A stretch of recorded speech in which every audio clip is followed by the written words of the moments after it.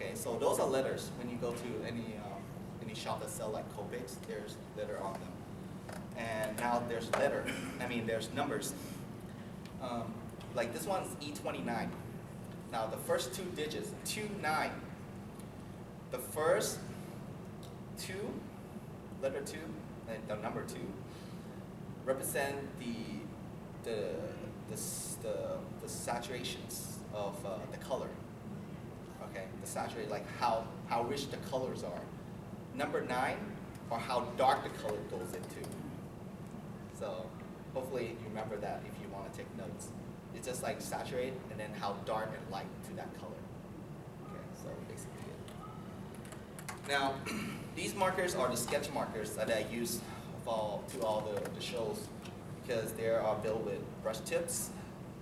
These are the brush ones and also chisel tips. If you cannot see, you're welcome to come closer because I think I work better when people come by to the booth. But yeah, it's just chisel tips.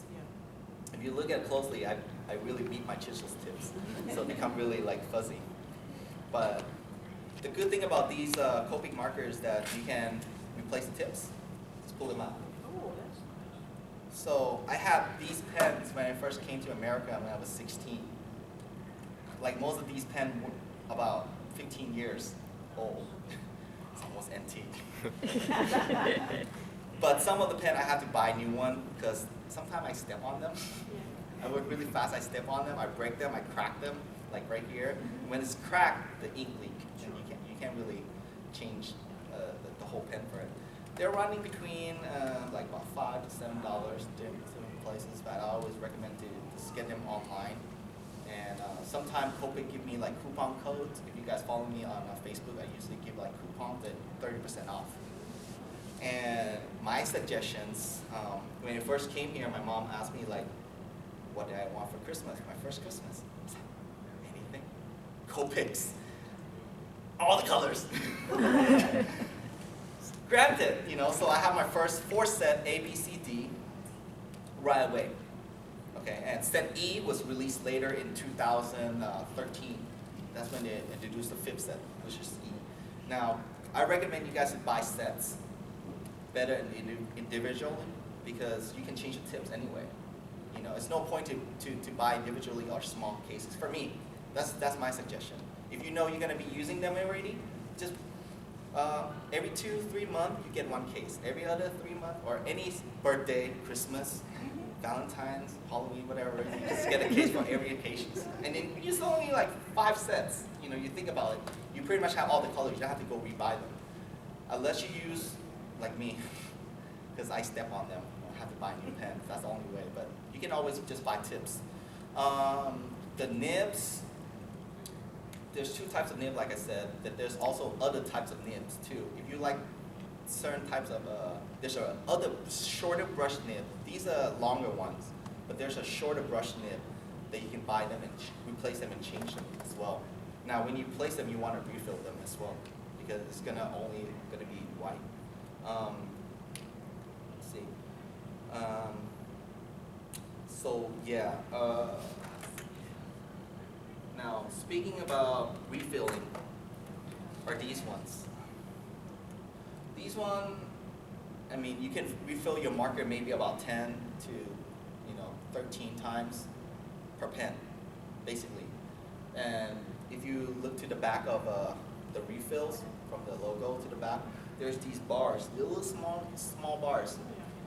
Each bar, about 5 to like 1 or 2 bars can pretty much refill the whole pen already.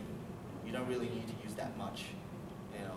Sometimes I use refill and just throw paint on the drawings too, but that's how I work. But yeah, they're like about 2.5 inches of ink in there. They're like about $10. So you think about it, you buy a pen. Let me see, C8. You buy a pen for $7, and you can use this pen depending on how much you use. And then when it's run out, I would just get one of these instead of buying a pen too. Okay, so it's much cheaper, and you can keep refilling them unless you break the tips. The tips, the nibs they came in pack of 3 for the brushes, and you can replace twice, 3 times for for any other pens, and this come pretty handy. The other things I would not recommend you to pull off are the brush tip. Never pull these off because they're really sensitive. I did that, and you ruined the whole brush tip. Let's see. Inside, I'll draw it and show it to you. Inside these brushes,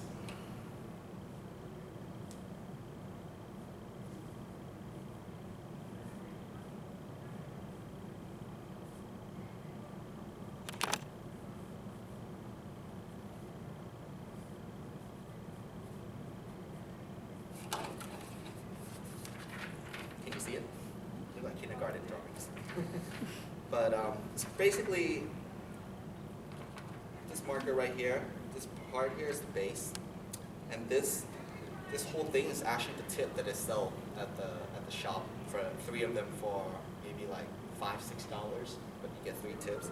The reason why I say do not pull these out, because when you pull this thing out, it will leave only the little tiny core of it, and that tiny core cannot be used afterwards.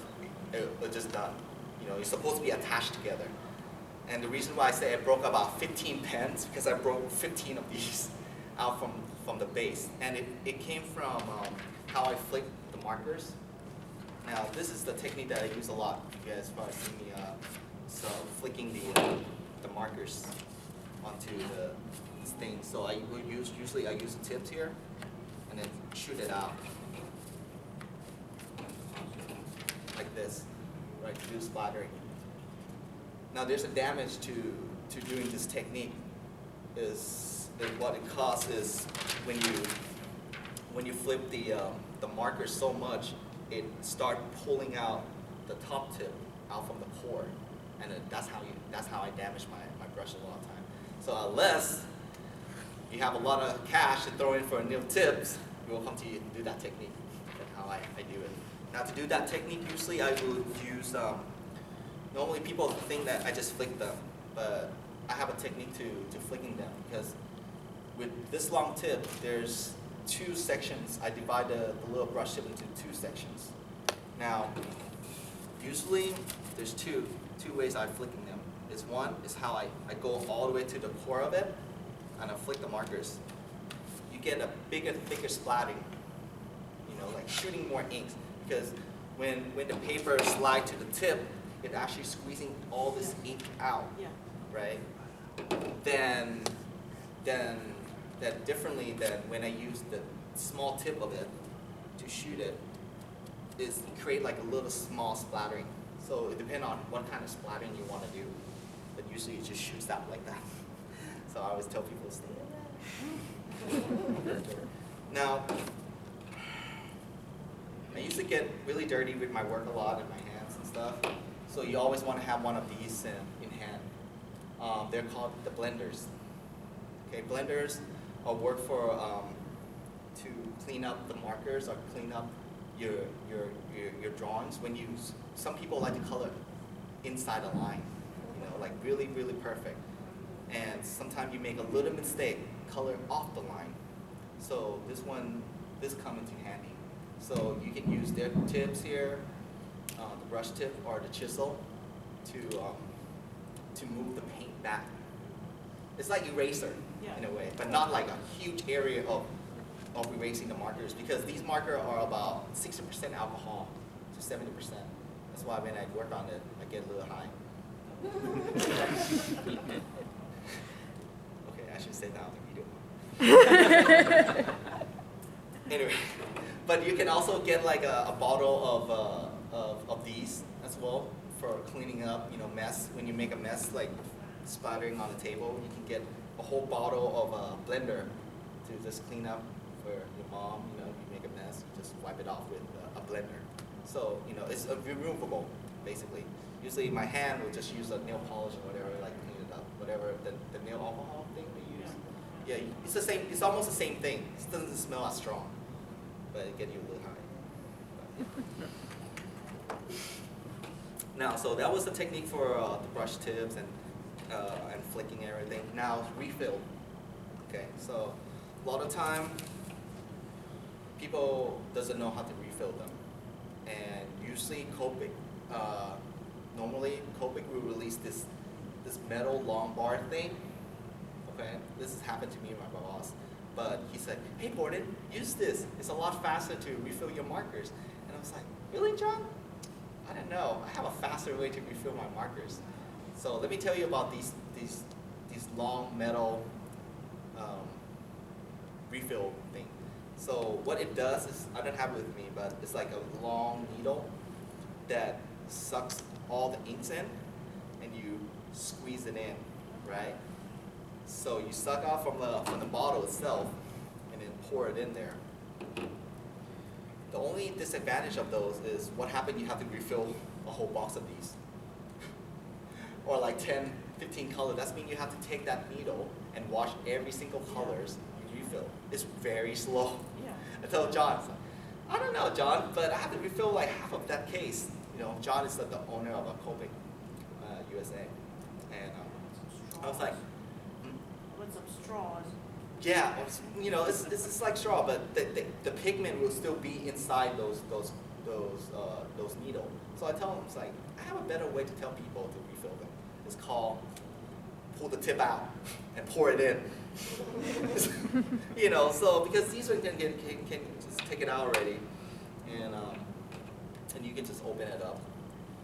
It's a little dirty. I don't want to make a mess on here. But usually I'll just make my hand real steady with.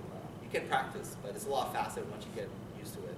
So I keep it whole and about like half an inch high from the top, and you just drop it like that. And I do like about 10 drops. And if it goes around the side, you can use a tip. Just clean it up because this tip will suck up all the ink itself. Boom. Oh, that's awesome. It's a lot faster, right? Yeah. And now you can just work on to the next color. So that was my method that I told the Copic guys themselves. I like your method. So, you know, because I make my wife like refill half the boxes, I fill the other half. Yeah. But, so that's how I refill them. Another cool supplies are these things right here that I don't really use that at shows because I can do the flicking already. But in case you don't want to do the flicking the tips and stuff, you can always go with the airbrush system. Okay, these are fun. These are like guns. But oh, brand new one. Barely used them. These are basically the air can. They work just like an airbrush compressor. You know, instead of carrying like those big compressor and just do the airbrush and they make the sound like all day. These are pretty cool. Take it out. Attach it to these pens, these brushes, these guns, whatever. So I want to kind of like line up really well, or else the air will leak out.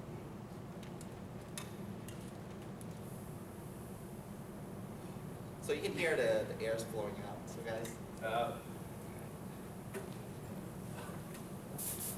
So it's basically a portable airbrush.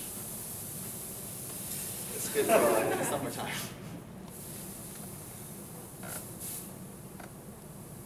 The air's leaking a lot. But it sets a good, pretty cold. Now you can just take out one of Copic's, slides it in, loading the gun. Just shoot it. This will come out too much. I need to put more ink. But if you have a compressor, you can just turn it off and turn it on, then the can itself. So let's see if I'm gonna try to apply more ink to this, so it should shoot out more. You guys can see it better.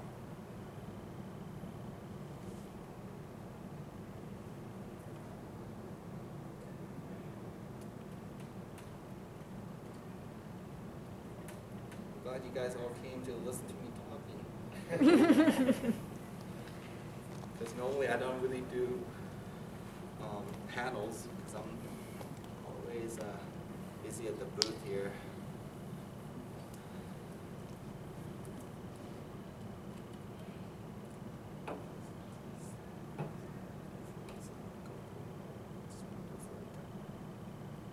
always tap the little ink onto it. Hopefully it goes through. That's how you get your hand dirty. So I can use this chisel tip and also the brush tip as well to do. There you go. It works better if you have more ink inside the brush, because this pen is already running out of ink earlier. That's why I had to bring the refill for them. But you can see. Did it go through? Let me go through. But if you like I said, if you have more ink, you can totally do more like different effects to it. Something like this, I'll probably use it for like life source energy in the background. But it's depend on your own creations. You guys have to test it out with different sides of the brushes. Because I think from what I remembered, because I barely use them, but also for the brush side of it, it gives you wider range, just to cover like large area like sky, so on. Let's see, drop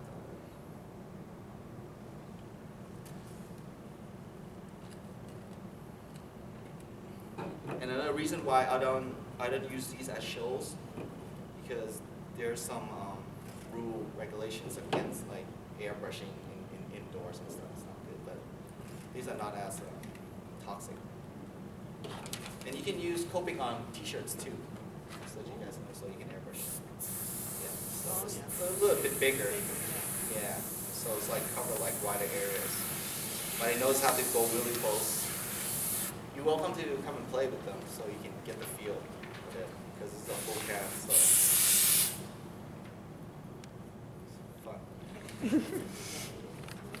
Okay, so those are the tools that sometimes I use them at home, but the airbrush is barely now, because I usually just work on digital, like I said. But as I mentioned to you guys earlier, early people, that traditional and digital is always good to learn the traditional way first. I was learned with watercolor and oil and acrylic.